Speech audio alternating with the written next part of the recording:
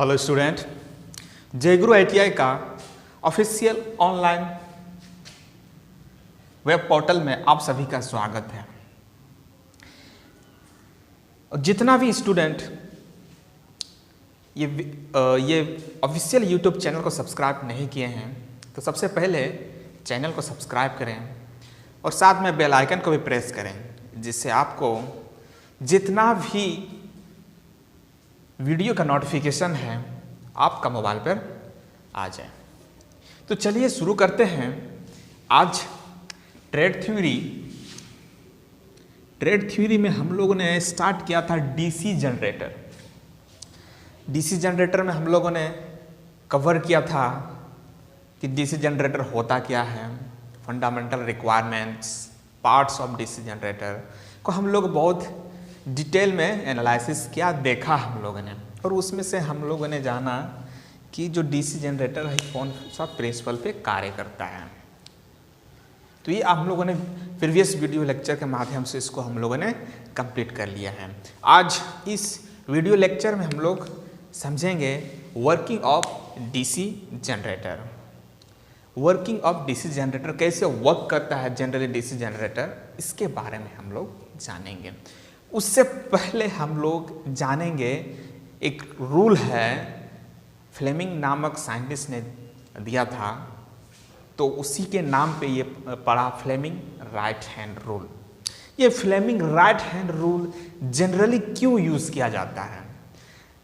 ये इसलिए यूज़ किया जाता है, इससे हम लोग यह पता करते हैं कि जो हम लोग का EMF विद्युत वाहक बल जो डेवलप हुआ आर्मेचर में, वो कौन सा डायरेक्शन में हुआ। इसको जानने के लिए हम लोग डीसी जनरेटर में फ्लेमिंग राइट हैंड रूल को जानना जरूरी है। तो आज इस वीडियो लेक्चर में हम लोग समझेंगे Fleming right hand rule. Fleming right hand rule. Fleming का दायां हस्त नियम, इसको हम लोग समझेंगे।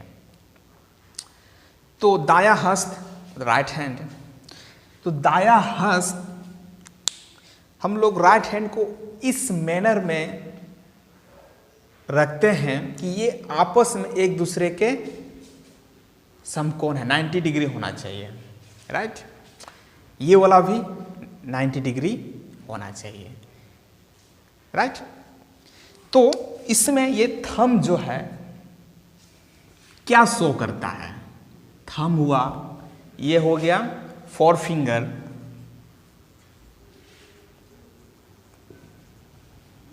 और मिडिल फिंगर।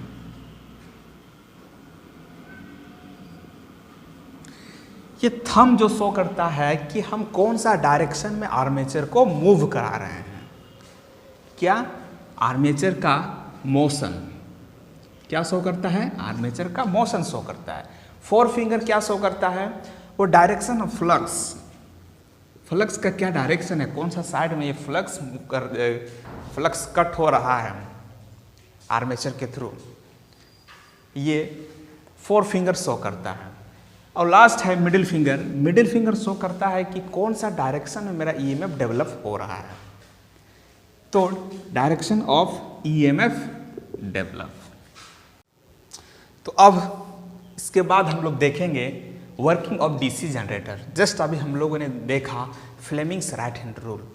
तो ये रूल इस वर्किंग ऑफ डीसी जनरेटर में किस तरह का यूज होगा, इसको हम लोग देखेंगे। Working of a DC generator.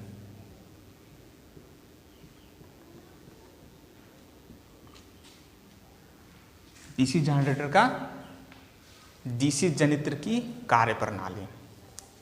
तो सबसे पहले क्या क्या बेसिक रिक्वायरमेंट है? सबसे तो पहले पोल होना चाहिए, नॉर्थ पोल, ये है N और S, दो मैग्नेट हैं। इसके बीच में हम लोग क्या मूव करेंगे? आर्मेचर को मूव कराएंगे। तो north pole and south pole. तो डायरेक्शन क्या होता है? फ्लक्स का डायरेक्शन ये हो गया फ्लक्स का डायरेक्शन।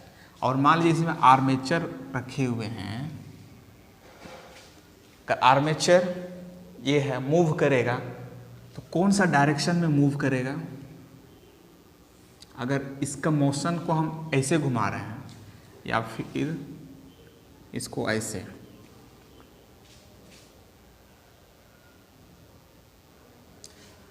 एक काम करते हैं, इस पोल को जस्ट अपोजिट कर दे। दो मैग्नेट रखे हैं जिसका पोल N है और S। तो डायरेक्शन ऑफ फ्लक्स इस डायरेक्शन में है और मूव कर रहे हैं हम अपवर्ड डायरेक्शन में। तो सबसे पहले ये समझेंगे कि इसका मेन प्रिंसिपल किस सिद्धांत पे कार्य करता है। जैसे ने पहला वीडियो लेक्चर में इसको समझाया था, विद्युत चुंबकीय प्रेरण के सिद्धांत पर ये कार्य करता है। और इसमें जो ईएमएफ डेवलप होगा, कौन सा डायरेक्शन में डेवलप होगा, ये एसी डेवलप होगा कि डीसी डेवलप होगा? जनरली यहाँ पे एसी डेवलप होता है। और क्योंकि हम लोग डीसी जनरेटर पढ़ रहे हैं, हम लोग क्या चाहिए डीसी, तो एक्चुअली में यहाँ एसी जनरेट होता है। इसका आउटपुट हम लोग कौन सा मैनर से निकालते हैं, निर्भर करता है आउटपुट कैसे प्राप्त किए, उस पर एसी और डीसी जनरेटर कहलाता है। तो ये है, यहाँ देखते हैं ये डायरेक्शन ऑफ रोटेशन। यहाँ पे हम फ्लेमिंग राइट हैंड रूल को अपनाते हैं। ये हैंड है, ये क्या बता रहा था? मोशन, मैग्नेटिक फ्लक्स, और ये ईएमएफ इंड्यूस कौन सा डायरेक्शन में होगा। तो इसको यहाँ पुट करते हैं, मैग्नेटिक फ्लक्स ये डायरेक्शन मोशन ऊपर की ओर है और ईएमएफ इंड्यूस इस साइड में होगा। तो इस तरह से बहुत ही इजी मैनर में हम लोगों ने समझा Fleming's working of DC generator, और उसमें हम लोगों ने यूज़ किया फ्लेमिंग्स राइट हैंड रूल। हम लोग जैसे कि अभी पढ़ा कि इसका आर्मेचर में जनरली क्या होता है, एसी उत्पन्न होता है, लेकिन डिपेंड करता है आउटपुट क्या ले रहे हैं, उसी के हिसाब से मेरा क्या बनेगा, जनरेटर। तो हम लोग आउटपुट जो लेते हैं दो मेथड से लेते हैं, एक होता है स्लिप रिंग मेथड और एक होता है स्प्लिट रिंग मेथड। तो चलिए वन बाय वन करके समझते हैं स्लिप रिंग मेथड होता क्या है और स्प्लिट रिंग जिस या कम्यूटेटर मेथड भी बोलते हैं, जिससे हम लोगों को स्लिप रिंग मेथड से एसी मिलता है और स्प्लिट रिंग या कम्यूटेटर द्वारा हम लोग को डीसी मिलता है। तो चलिए देखते हैं वन बाय वन करके स्लिप रिंग मेथड क्या है और स्प्लिट रिंग मेथड क्या है।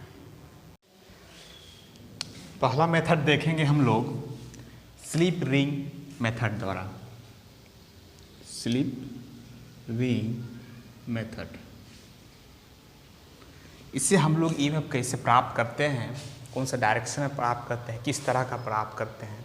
जैसे कि अभी हमने बताया कि स्लिप रिंग मेथड द्वारा हम लोग जो ईएमएफ प्राप्त करते हैं, विद्युत वाहक बल प्राप्त करते हैं, वो क्या होता है, एसी होता है। तो किस तरह होता है चलिए देखते हैं। सबसे पहले जनरेटर का डिजाइन करते हैं।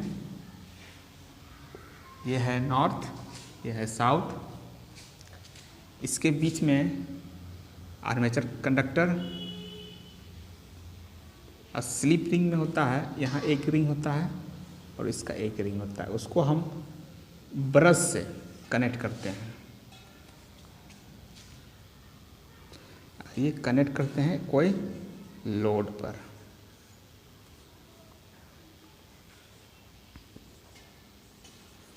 या ब्रश के द्वारा, ये है slip ring, north pole and south pole. तो अब देखना है कि मैग्नेटिक फील्ड का डायरेक्शन क्या है, या फिर इससे केवल हम मोशन करेंगे उससे हमको क्या पता चलेगा कि कौन सा डायरेक्शन है magnetic field. Magnetic field north से साउथ कुछ इस तरह होगा। इसको हम एक ग्राफ के माध्यम दिखाई देगा, नहीं दिखाई देगा, एक ग्राफ के माध्यम से इसको हम समझाते हैं आपको। साइन वेव का ग्राफ जीरो, मान लीजिए क्या है अभी पोजीशन, जीरो पोजीशन, इसको ए बी सी डी मान लेते हैं। मैग्नेटिक फ्लक्स का डायरेक्शन ऐसा है, तो मूवमेंट कैसा होगा, इस तरह करके direction of rotation, right hand rule. तो ईएमएफ इस डायरेक्शन में जीरो से आपकी ओर जाएगा। या इसको हम डायरेक्ट एक पॉइंट मान लेते हैं यहाँ पे, जब ये वर्टिकली हो जाएगा, ठीक, जब वर्टिकली हो गया तो फिर और रोटेशन मारेगा तो किस तरह होगा, कुछ इस तरह करके, तो ये एक साइन वेव फॉर्म करेगा। और नेक्स्ट हाफ में क्या हो जाएगा, फिर ये नेक्स्ट एक बार में 180 डिग्री, तो ये पॉजिटिव और अगला 180 डिग्री नेगेटिव साइड, तो ये साइन वेव का फॉर्म ले लेगा इस तरह करके। यह है मैक्सिमम, मतलब कि जीरो पोजीशन, अगर ये वर्टिकल हो जाता है तो सबसे ज़्यादा फ्लक्स कट करेगा, सबसे ज़्यादा फ्लक्स कट करेगा तो क्या होगा, उसका ईएमएफ इंड्यूस ज़्यादा होगा। फिर जब ये 180 डिग्री में आ जाएगा तो क्या हो जाएगा, ये 90 डिग्री है, जीरो है, 180 डिग्री, 270 डिग्री और 360 डिग्री। इस तरह से हम लोग इसको सिंबल इसको मूव करेंगे। 90 डिग्री सबसे ज़्यादा फ्लक्स काटेगा तो क्या होगा, सबसे ज़्यादा ईएमएफ इंड्यूस होगा। फिर 180 हो जाएगा तो क्या हो जाएगा, जीरो हो जाएगा। फिर और एक रोटेशन मारेगा होगा, नेगेटिव साइड में चला जाएगा वो, तो क्या 270 डिग्री, फिर 360 में फिर जीरो पे आ जाएगा। इस तरह का ये मूव होते रहेगा और हम लोगों को क्या मिलेगा, एक साइन वेव का फॉर्म मिलेगा।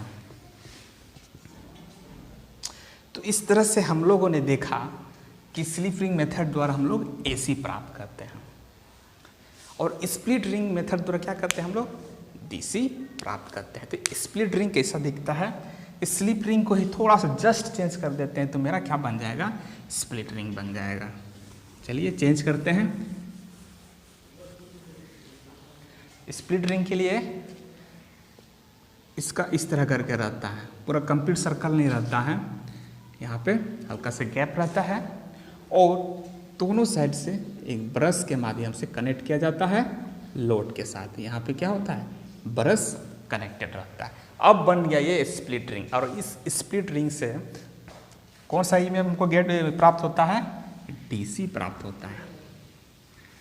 तो ये वाला एक रोटेशन 180 तक, फिर नेक्स्ट टाइम भी क्या हो जाएगा, जब नेक्स्ट टाइम रोटेट करेगा तो भी मेरा, क्योंकि यहाँ पे पूरा कंप्लीट कनेक्शन नहीं है जिसके कारण ये पूरा साइन वेव नहीं फॉर्म करेगा। अगला जब एक रोटेशन आएगा तो इसके साथ ये कनेक्शन हो जाएगा। तो डायरेक्टली अगर ये इधर से करंट जा रहा तो हमेशा ये इधर से ही मूव हो रहा, सर्किट इस तरह से ही करंट मूव हो रहा है। तो क्या हो, एक डायरेक्शन मिलना मतलब कि ये एक डीसी है। तो ये भी इस तरह करके होगा और इस तरह का फॉर्म करेगा। तो इससे हम लोग क्या प्राप्त करते हैं, हम लोग स्प्लिट रिंग मेथड्स या कम्यूटेटर मेथड से हम लोग प्राप्त करते हैं डीसी। तो इस तरह से इसको हाँ स्प्लिट रिंग मेथड होगा यहाँ पे, स्प्लिट रिंग मेथड। ये स्प्लिट रिंग मेथड अभी जस्ट पूरा हम डिस्क्राइब किए कि स्प्लिट रिंग मेथड द्वारा क्या मिलता है, हमको डीसी मिलता है और स्लिप रिंग मेथड द्वारा हम लोग को क्या मिलता है, ऐसी मिलता है। अब हम लोग देखेंगे ईएमएफ इक्वेशन, विद्युत वाहक बल का समीकरण क्या है, इसको हम लोग जानेंगे जनरेटर में। ईएमएफ इक्वेशन, विद्युत वाहक बल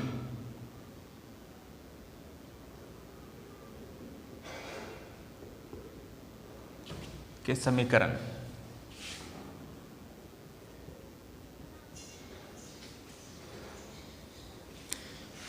इसमें मैं ड्राइव तो करके नहीं बताएंगे, डायरेक्ट इसका फॉर्मूला होगा उसको हम लोग जानेंगे कि क्या होता है और इसी से बेसिस पे हम लोग जब न्यूमेरिकल जो सॉल्व करेंगे तो डायरेक्ट फार्मूला पुट करना है और आंसर लेके आना है।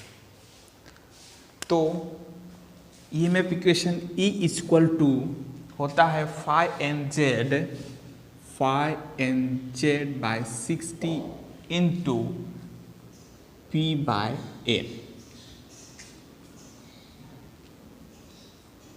ये आपका जिस तरह से मन है उस तरह याद कर सकते हैं। किन्हीं को याद होता है phi/n/z/60 इंटू p/n, कोई याद कर सकता है p/n/z/60a, कोई दिक्कत नहीं, दोनों सेम फॉर्मूला है। इसको इधर उधर कैसे भी याद करने के लिए आप कोई भी ट्रिक अपना सकते हैं। जनरली मैं जो लगाता हूँ वो है p/n/z/60a। ये अपना अपना तरीका होता है याद करने का। तो वेयर, ई तो हम लोग जान गए क्या है, विद्युत वाहक बल, किसका, जनित्र का, जनित्र द्वारा पैदा किया गया विद्युत वाहक बल। ई क्या है, विद्युत वाहक बल जनित्र द्वारा पैदा किया गया, किसमें, वोल्ट में। उसके बाद फाई, फाई क्या है यहाँ पे, यह है प्रति पोल चुंबकीय फ्लक्स। क्या है, प्रति पोल चुंबकीय फ्लक्स, जिसको हम लोग मेजर करेंगे वेबर में। उसके बाद एन, एन, यहाँ एन का मतलब क्या है, यहाँ पे एन का मतलब है आर्मेचर की घूर्णन गति आरपीएम में, आर्मेचर की घूर्णन गति आरपीएम, रिवोल्यूशन पर मिनट, इसका क्या होता है, रिवोल्यूशन पर मिनट। और जेड, जेड क्या है, जेड है आर्मेचर चालकों की संख्या। क्या है, आर्मेचर चालकों की संख्या। उसका पी, पी तो हम लोग जानते हैं पोल, पोल की संख्या, कितना पोल है, ए, दिख रहा है, हाँ, ए। आर्मेचर वाइंडिंग में समांतर पथों की संख्या, पैरेलल पाथ की, आर्मेचर का क्या है, ये पैरेलल पाथ, समानांतर पथों की संख्या, समानांतर पथों की संख्या।